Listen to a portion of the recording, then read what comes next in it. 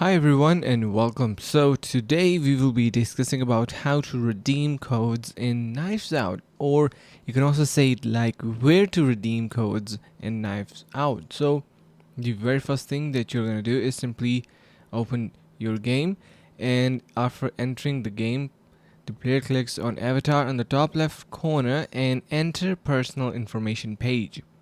After then, click settings to enter the settings page, then click the redemption code below and then enter the above redemption code to receive the corresponding reward.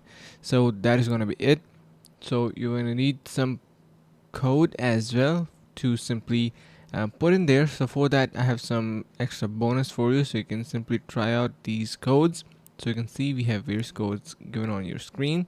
You can go through all of them and you might be able to get a luck and get yourself a discount. Who knows? So make sure to give a try to these codes and I hope you get something out of it.